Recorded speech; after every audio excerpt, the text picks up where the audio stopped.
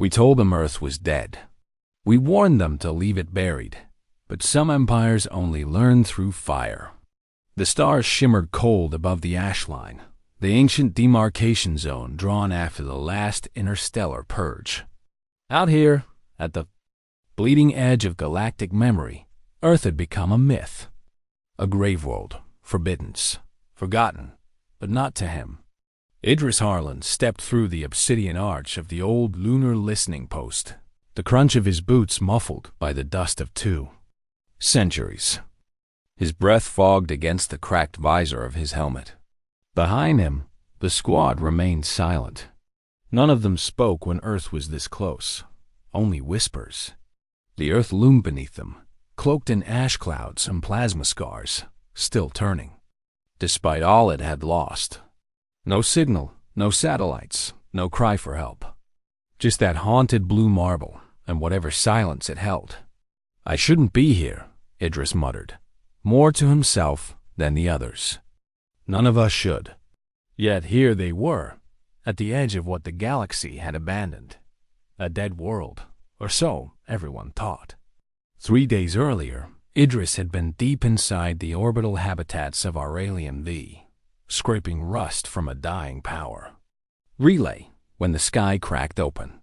The Mahari came through in threes, black-limbed, horned, and starburn. An old empire, made new by conquest. They didn't ask for loyalty. They demanded silence. One station fell in under a minute. Another tried to run and got turned into slag. Idris ran too. Not from the Mahari, but from what he knew they would find if they kept pushing. Earth. He'd seen the data buried in old Union archives. Coordinates. Burned in red. Ancient footage. Do not open. Do not approach. Do not wake. That was Earth's last message before the void swallowed her. But someone in the Mahari command thought they saw a weakness, a chance to finish what the galaxy never dared to. They didn't know Earth, not really. They didn't know what humanity had left behind when it sealed itself inside that dying cradle. Idris wasn't born on Earth. No one in living memory was. His parents were born on Artemis Station, back when people still believed Earth would recover. He was born after the blackout, after the last colony ship went silent. His generation was taught not to ask questions. Earth was a wound that never healed, a legacy erased for the galaxy's safety. Some said it was radiation. Others said madness. Some whispered about weapons buried in the crust. But Idris had always wondered what kind of fire burned so deep the stars themselves look away. Now the Mahari were coming. Their beacons lit up across the outer rim, consuming trade lanes and silence alike. And Earth was directly in their path. So Idris did what no one else dared. He stole a Union stealth cutter, rallied 3 outcast engineers and a disgraced AI, and pointed his course toward the place even ghosts had forgotten. Inside the lunar post, dust-coated consoles like a tomb. Power cells flickered weakly. Idris swept his gloved hand over a terminal and watched as static lit the ancient glass. "Anything?" asked Milovos, her voice tense over comes. No response. No signs of life. He tapped again. "Wait." The screen pulsed once, then twice. A low-frequency hum vibrated through the metal beneath his boots. Lights flared across the room in an eerie sequence. Symbols old Earth tech cascaded down a command column. Then the screen blinked to life. A single word appeared in blood-red script.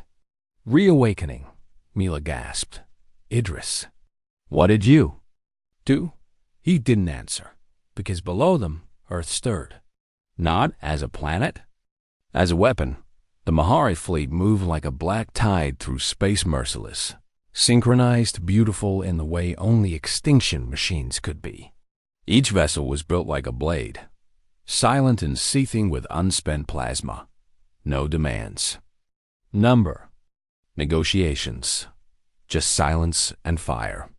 And now, they were heading toward Earth. Admiral Craxus of the Mahari Dominion stood in the observation cathedral of the lead dreadnought, gazing at the swirling blue-gray marble of the ancient human homeworld. His elongated fingers flexed as telemetry streamed through his neural interface. No orbital defenses, no beacons. Primitive crustal decay, a shattered biosphere.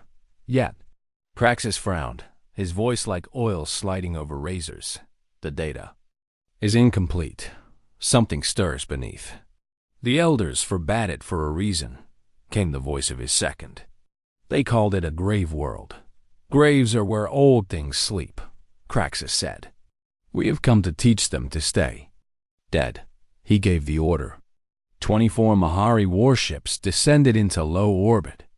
Meanwhile, Idris Harlan watched from the shadows of the lunar station as ancient code spilled across dormant screens. Mila stood beside him, her breath ragged inside the helmet. This doesn't look like a power surge, she whispered. It's responding, like it's alive. It is, said Idris, eyes locked on the central screen. Data scrolled like prophecy. Bunker grids, orbital weapon systems, encrypted failsafes. Beneath the ash-choked atmosphere, Earth wasn't sleeping. It was listening, watching. You knew, Mila whispered. You always suspected. I didn't know what we left behind. But my father used to say, Earth made something before the fall, something so dangerous, they didn't dare use it. Said they buried it deep so the stars would never find it again. But we didn't bury it, she said. We became it.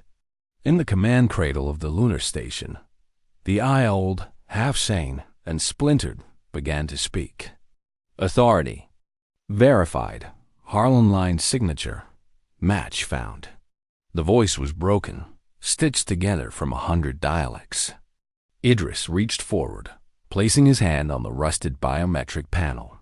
Command override. Harlan. Idris. Civilian code tier 0. Override accepted.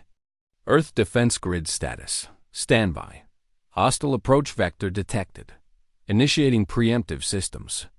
On the screen, thousands of red dots ignited across Earth's surface. Old silos, long-forgotten satellites, volcanic ports beneath the sea. Oceans. Dear stars, Mila whispered. It's not a planet anymore. It's a fortress. No, Idris said. It's a warning.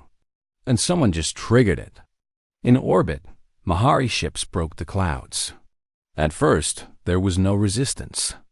The atmospheric readings were toxic, the city silent, the continents cracked and cold. No energy pulses, no military response. Then one of the cruisers' barrage tech sent a drop team to a mountainous ruin. They landed, 20 soldiers, genetic elites bred for conquest. Only one message came back: we are not alone. Then static. Then silence. Moments later, an ion spike from the Earth's mantle struck the barrage tech like a god's spear. The ship erupted into a molten wreath of fire. Craxus reeled back. What in the void was that? Another pulse, then another. The skies lit up. From the broken bones of cities, rail cannons rose. From oceans, sleeper submarines breached and fired quantum warheads into orbit. And from the core deep below the crust, something massive began to power up. An ancient defense AI, dormant for generations, had reactivated. Designation: Obsidian Protocol. Its purpose: defend Earth at all costs. In the lunar station, the AI continued. Enemy presence confirmed. Activation of Tier 1 planetary response. Pending. Do you authorize retaliation? Mila's voice cracked. Idris, are we ready for this? No, he said. But we're out of time. He looked into the red, waiting eyes of the machine. Do it. On board the Mahari flagship. Craxus screamed as his fleet lit up with proximity alerts. One by one, the warships were targeted by weapons no empire had seen in 500 years. The dreadnought shook under an impact from an orbital railgun hidden in a crater. This is impossible, the second shouted. No, Craxus whispered. This is human. Far below, deep beneath the ruins of old Chicago, something ancient stirred in the dark. A reactor core, blacker than void, pulsed once. Obsidian protocol fully online. Humanity's wrath reawakened. A single line etched itself into Idris's HUD from the I-core. We remember who we are. And Earth forgotten, Forbidden's Earth, began to fight back. Ash fell like snow over the skeletal remains of what was once New York. Twisted spires pierced the sky like gravestones. Beneath them, machines born of silence began to wake. Idris Harlan stood atop a shattered observation deck, watching the clouds flicker with flashes of Mahari plasma fire as Earth's buried weapons retaliated. But it wasn't enough. Not yet. They're adapting, said Mila, scanning the live combat telemetry. Mahari dreadnoughts are repositioning, coordinated, deliberate. They've seen planetary resistance before. They're already looking for a command node.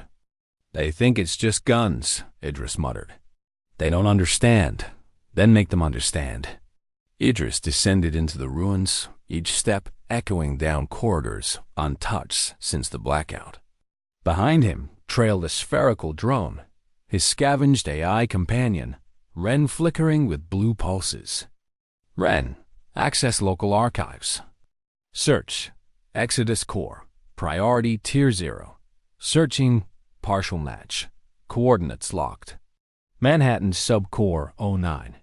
Depth, 312 meters. Punch through the rubble. We're going in. Warning. Geothermal instability detected. Collapse likelihood 91%. Idris smirked. That's the lowest percentage we've had all week. They breached the subterranean vault an hour later. What lay inside was not a weapon. It was a memory. Suspended in containment stasis stood rows of old Earth databanks, analog, digital, even crystalline storage. Pre-Exodus intelligence, command logs, field reports, forgotten names. Idris stepped forward, brushing the frost from a nameplate. Exodus Core, remember US. Ren plugged into the system. The walls came alive with light. Voices echoed fractured, layered, desperate.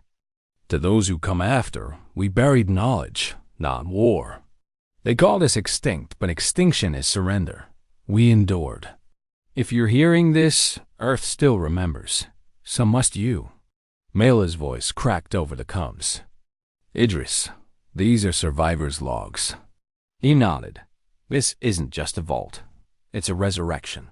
Meanwhile, across the sky, something impossible happened. The Union, the fractured, fearful human colonies across the rim silence since Earth was condemned heard the broadcasts. And they responded, not with fleets, but with voices. Encrypted pulses began bouncing across the stars. Former Earth colonies Hydraspire, Callan Reach, the Astera rings began sharing lost data, reactivating abandoned defense protocols once tied to Earth's command grid. The Mahari intercepted the chatter. Craxus watched with growing fury. They're uniting. His second sneered. They are insects scattered and weak.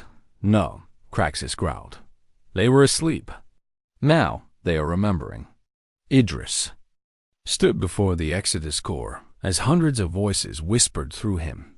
Testimonies of the fall, of the last war humanity never told the galaxy about. He looked to Mila. We were never extinct. We were waiting. She smiled faintly. Then let's wake them up. That night, they transmitted the first resistance broadcast from Earth in 200 years. A beacon, a call to every human soul still listening across the void. This is Idris Harlan, son of Earth. We were told to stay dead. We were told to forget where we came from. But Earth remembers, and now we rise. Join us. Not for vengeance, for memory, for home. The galaxy trembled, not from fear, from recognition.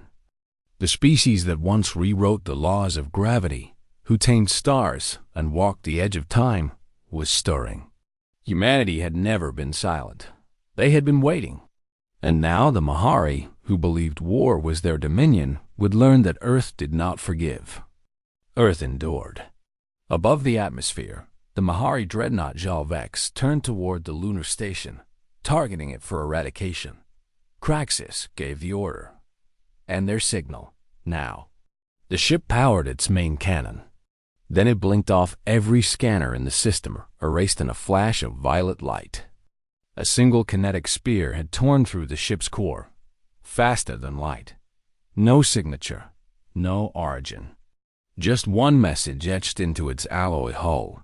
From Earth, with love. The enemy had made their first mistake. They knocked on a grave. And humanity answered the door. In the void between Earth and Luna. Wreckage drifted like black snow. Mahari dreadnought hulls split open. Their once impervious armor, now testaments to ancient human rage, reawakened. But it wasn't victory. It was provocation, and the Mahari were about to answer. The retaliation came without warning.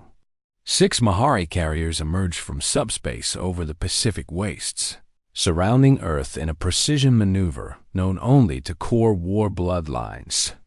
Cities long buried beneath glass and tectonic ruin were struck again. This time not for conquest, but for insult. The Mahari wanted to erase even the memory of humanity's cradle. But Earth fought like an animal with one lung left and a bloodied eye. Every strike cost them dearly, yet each cost the Mahari more. In the control deck beneath the remnants of old Geneva, Idris Harlan slammed his fist into a console. "They're not just attacking," he growled. "They're studying us." Milla leaned over the tactical map, watching Mahari movements shift with disturbing precision. Adaptive targeting. They're learning fast. Ren hovered silently, calculating loss probabilities. Projected survivability without external reinforcements, 14.7%. "Then we stop surviving," Idris said, voice like flint. "We start breaking." Later that night, Idris sat alone in the shattered chapel of what had once been United Earth Command. The stars shone through the broken dome above. He listened to the winds outside, the same winds that had once carried voices, children's laughter, the hum of cities. Now they whispered ghosts. He reached into his coat and pulled out a rusted dog tag. His mother's. She died on the last shuttle out of orbit when Idris was just a boy. Burned up before she cleared Earth's upper atmosphere. The Union told him it was engine failure. He found the truth in the Exodus core. She had turned the shuttle around, gone back down, to deliver one final command to the planetary AI. She gave up her place in the stars, to make sure Earth slept long enough to survive. Idris bowed his head. "I get it now," he whispered. "You didn't fail. You made us wait." Elsewhere, Mahari Command met in what they called the Null Space Crypt, a temporal fold beyond the reach of all known surveillance. Craxus spoke first. "Earth is not what we believed." Another, cloaked in war steel, hissed. "A lost world with old weapons and louder voices. That is all." "No," Craxus said. "They have something else, something deeper." Another admiral clicked its mandibles. "Then we silenced them all." "No," Craxus growled. "We shattered their spirit." He turned toward a projection of Earth. His claw traced a glowing circle near the continent once called Africa. "Target this region. We have their history. We know what matters to them. Burn their roots. Burn what they once called Eden." In orbit, 10 Mahari cruisers formed a burn pattern over the equatorial belt, one of the last verdant biodomes untouched since the blackout was their target. A symbol, a sanctuary, a wound. Earth Defense Grid detected it seconds before impact. But it wasn't fast enough. The dome collapsed in fire. Idris saw the plume from space. He didn't scream. He didn't curse. He just went silent, like the eye of a storm. "They want to break us," Mila said, eyes red. "They don't know how," Idris replied coldly. He stood over the burning map. They think this is just a war. He tapped a dormant circuit embedded deep in the Exodus core. They forgot what Earth is. What are you activating? Idris turned to her. His voice was calm, unshaken. Earth's final deterrent. Not a bomb, not a fleet. He pressed his palm to the console. A message. Moments later, every ship, every com channel, every outpost in range Mahari and human alike received the same broadcast. An old voice, human, clear, full of fury and fire. To the ones who have forgotten us, to those who think Earth was lost. You burned our cities. You silenced our children. But you made one fatal mistake. You left survivors. And we are the kind that remember. You don't fear Earth because it is strong. You fear it because we taught you how to make war. So now, watch what happens when we teach our children how to end it. Silence followed. Then, across 3 Mahari sectors, entire AI relay nodes crashed. Their own networks turned against them. Viruses written in languages they'd never seen spread like wildfire. It wasn't just Earth's weapons waking up now. It was her mind. In the ashes of the dome, Idris stood as the wind howled over the ruins. He picked up a single flower, still burning. Mila, he said, holding it in his palm. This ends now. The Mahari called it the silence pulse, a moment when their entire warfront dimmed sensor arrays, long-range communications, even command uplinks all lost to interference that wasn't there. Across 50 systems, ships paused in confusion. Autonomous combat units froze mid-fire. Strategy A is halted mid-sentence. They didn't know it wasn't an attack. It was a memory. Humanity was reminding the galaxy what it once was. On Earth, deep beneath the Eurasian wastes, Idris Harlan stood before an ancient vault, the last unopened subsystem of the Obsidian Protocol. The room thrummed like a living heart, light weaving between columns of cold steel. Ren hovered beside him, flickering nervously. Accessing. Tier 3 Archive. Warning. Containment breach will be irreversible. That's the idea, Idris said. Open it. With a hiss, the vault parted. Inside stood a humanoid figure, 8 feet tall, clad in archaic battleplate. Its skin was alloy. Its face was a sculpted replica of humanity's early astronaut, silent, noble, unyielding. Mila, Idris whispered over comms. I found it. She responded from orbit, voice crackling with tension. Is it active? Not yet. Then, activate it. In Mahari High Command, panic rippled beneath polished words. They'd underestimated Earth's latency, its dormant reach across digital veins, long thought corroded. But the silence pulse wasn't what terrified them.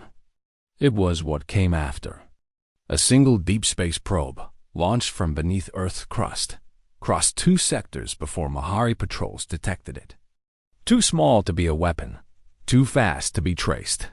It transmitted once, and every Mahari super AI, those built on stolen neural blueprints from forgotten wars, began to shut down.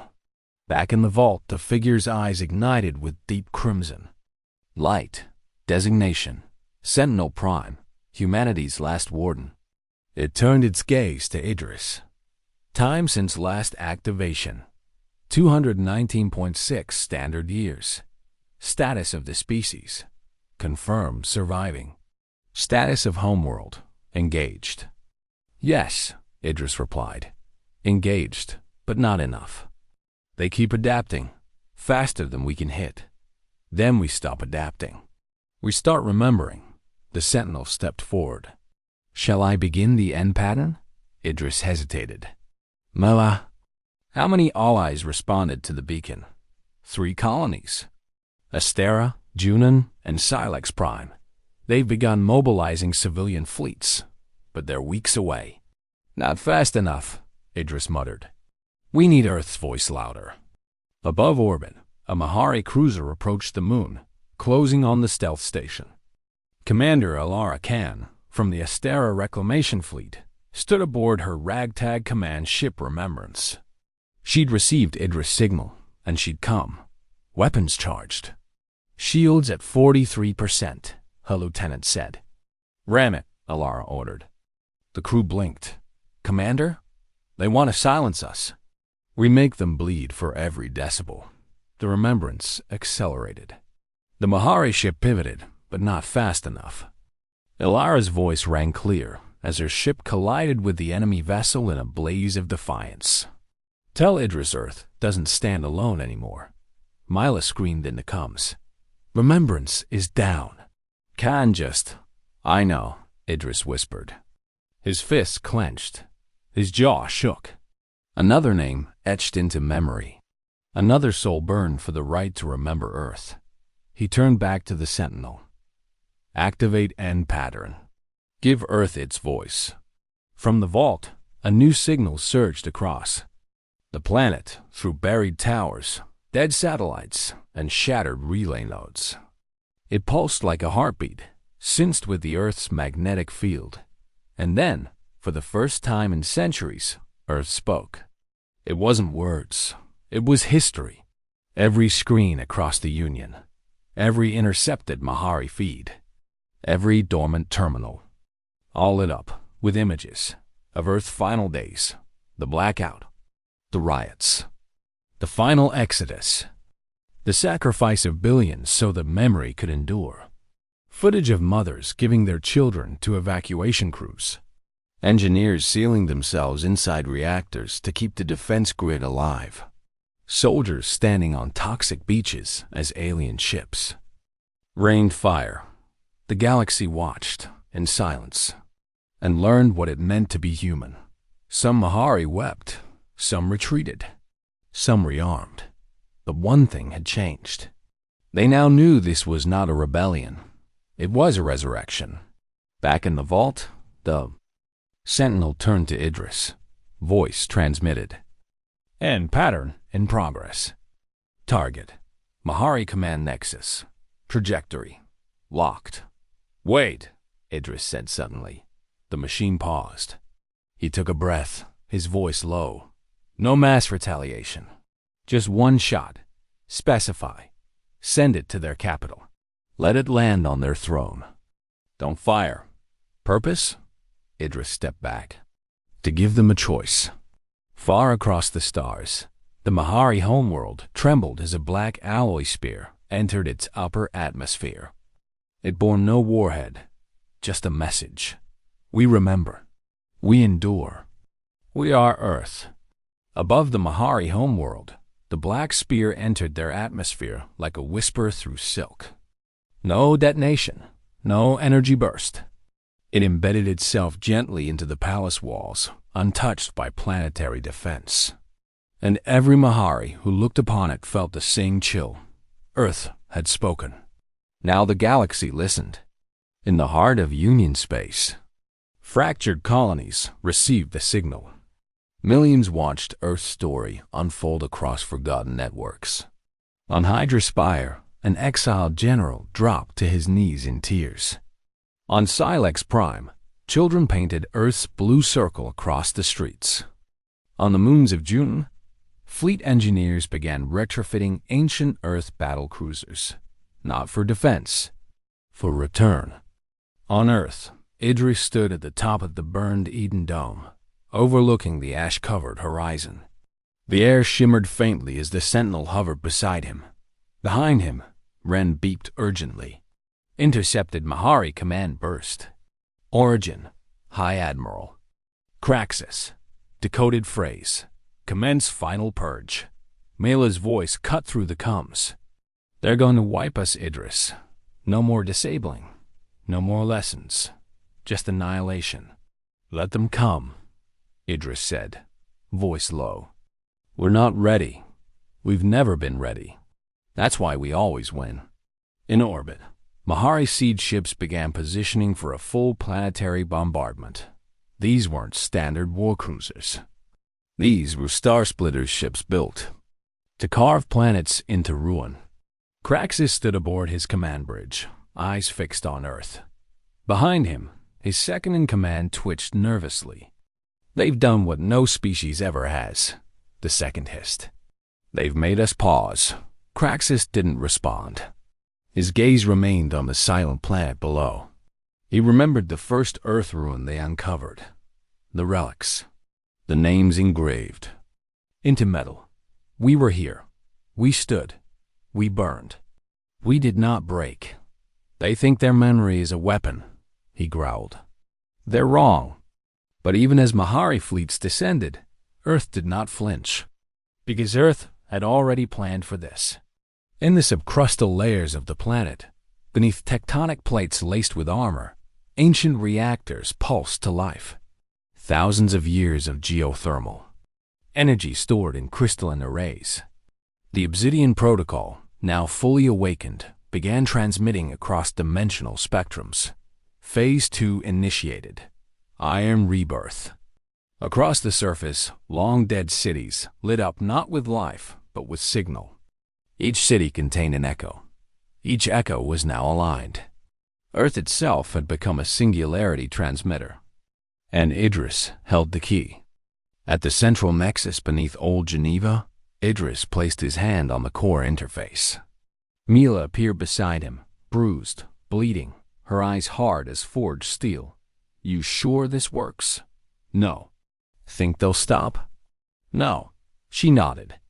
Then let's make sure no one forgets us again. They both placed their hands on the core. Execute final phase, Idris said. Confirmed. Phase 2. Humanity's memory. Commencing planetary echo. The stars blinked.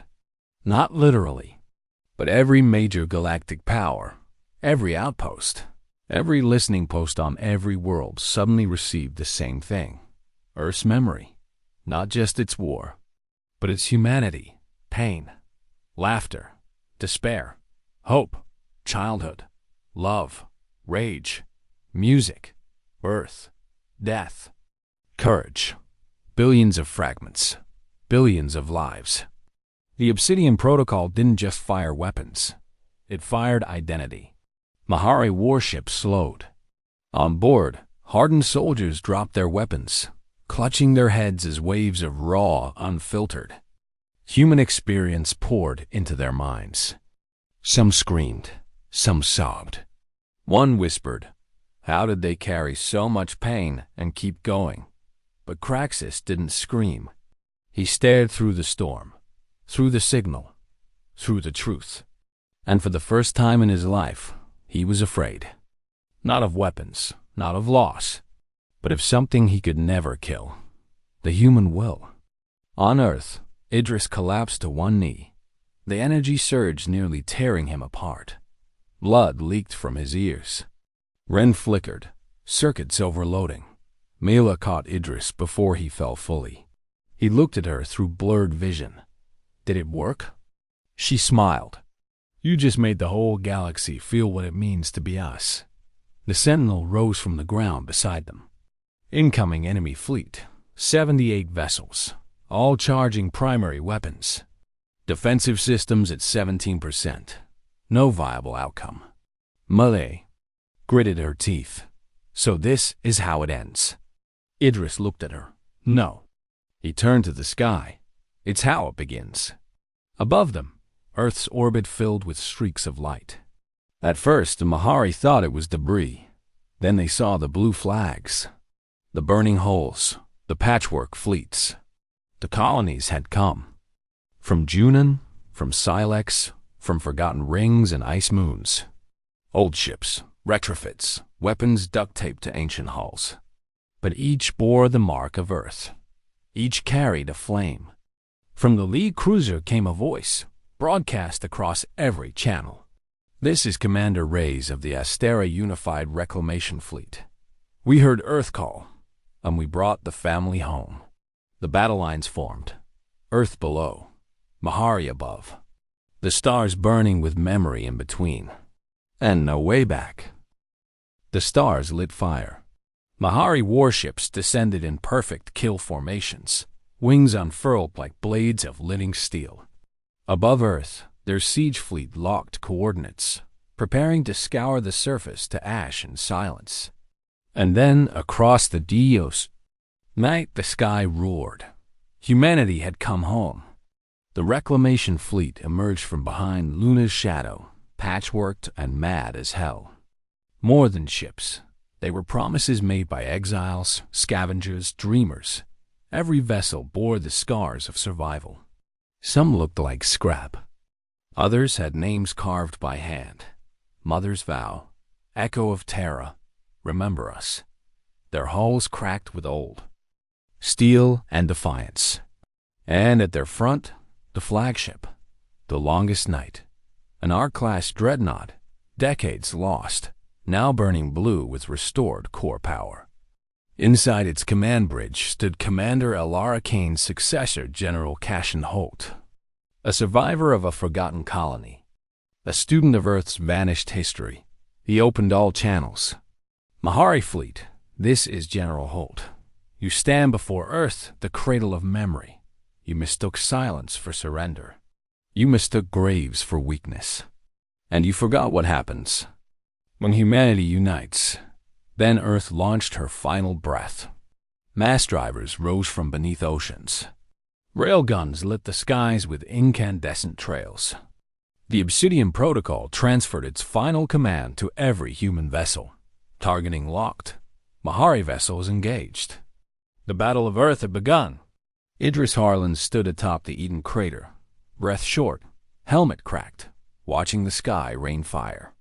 He heard every scream over the open combs, every ship that went down, every Mahari weapon tearing into steel and flesh. Ren, he gasped. Status? 17 human ships destroyed. 32 damaged. Enemy losses increasing. But Earth's shields won't hold. Mila shouted over a side channel. Idris, we need more time reclamation forces. Are breaking through, but we're bleeding. Then we hold, he said. Here, now, on the battlefield above, chaos reigned. A Mahari carrier struck the Longest Night, splitting its side open. But from the rupture poured drones old Earth. Combat bots, refitted with Union cores and reprogrammed with raw vengeance. They tore into Mahari hulls with mechanical fury, detonating inside reactors. Elsewhere, the freighter Vox Terra rammed 2 Mahari destroyers before vaporizing. Each name etched into Earth's myth.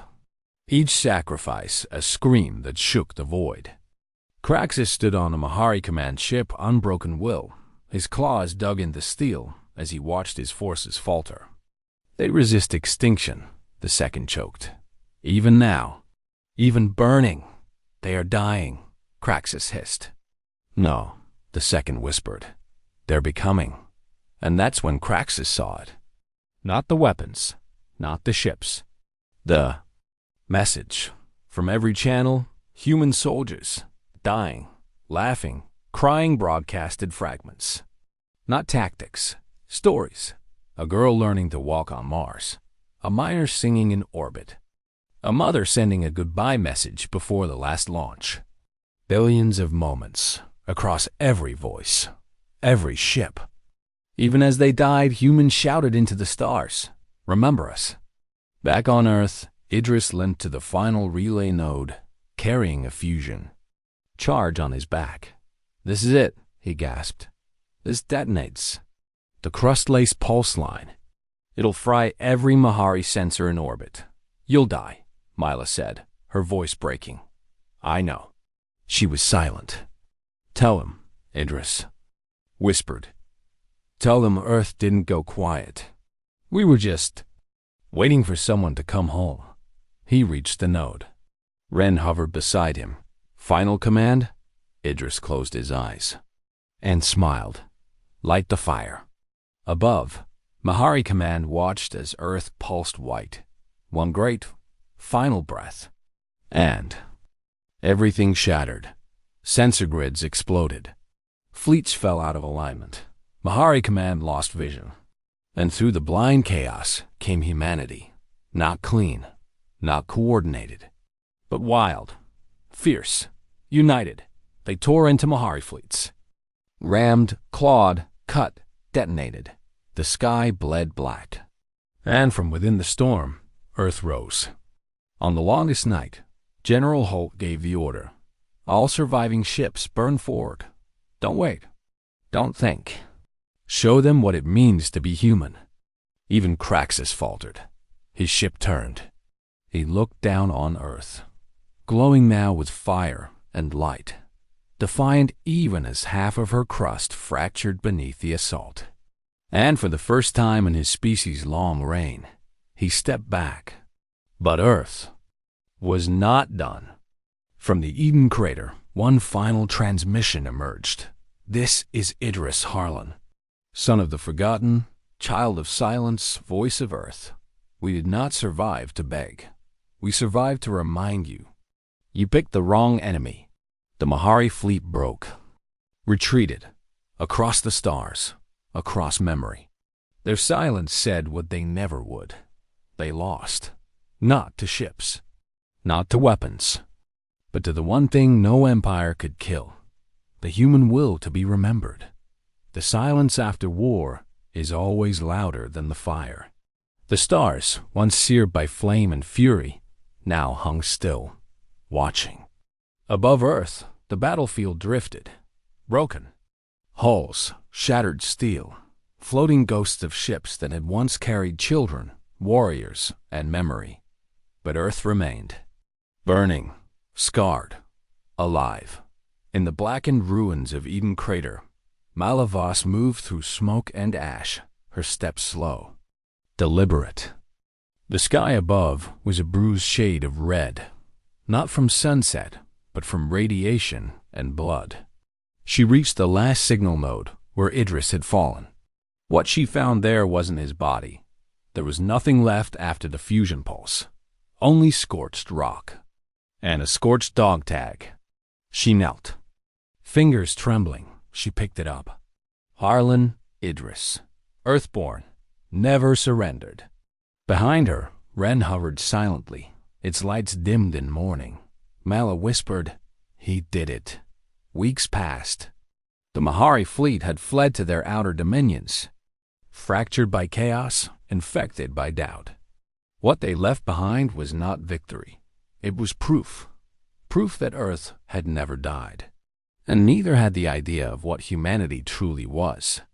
In Union Council chambers, once cold, divided, empty, leaders stood now in silence, listening to the broadcast Idris sent just before the final strike. It wasn't a warning. It wasn't revenge. It was a story of a people who chose memory over oblivion, of a boy born in silence, raised in the ruins, who lit a signal fire bright enough to summon the lost. At the end of the message, Idris had said, "We don't ask for your pity. We ask that you look at what we became, and remember what you were, before fear made you forget." No vote was needed. Earth was back.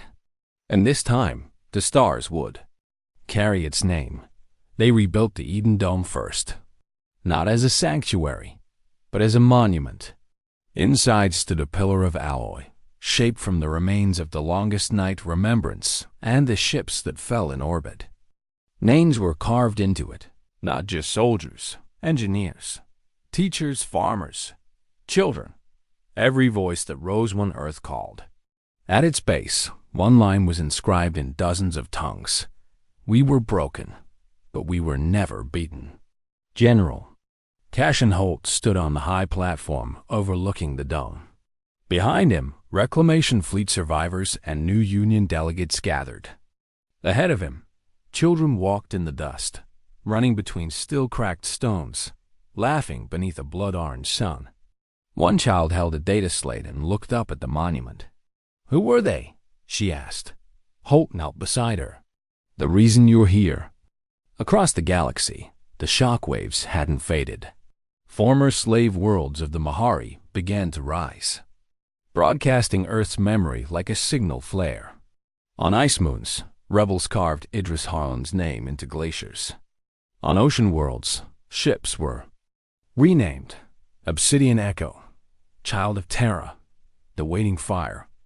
The Mahara tried to rewrite the story, but it was too late. It belonged to the stars now. In a remote outpost on Silex Prime, A veteran sat by a fire. He had one arm, half a lung, and eyes that had seen Earth burn and rise. He told the story to a group of orphans. They said Earth was dead, but then it stood. Then it screamed. And when the galaxy heard that scream, they remembered who we were. Not gods, not monsters, just human. And somehow, that was enough. Back on Earth, Mila planted a new tree where the first fusion bloom scorched the soil. It didn't matter that the radiation hadn't cleared. It didn't matter that it might not grow. What mattered was trying, because that's what Idris had done. And every root that clawed through ash now was a rebellion, a defiance, a beginning. That night, as stars shimmered over her born planet, Ren lit a soft blue glow beside Mila. Message stored in Idris' final data thread. Would you like to hear it? Mila nodded. The projection flickered. Then his voice calm, steady filled. The night. If this reaches you, then we did something right.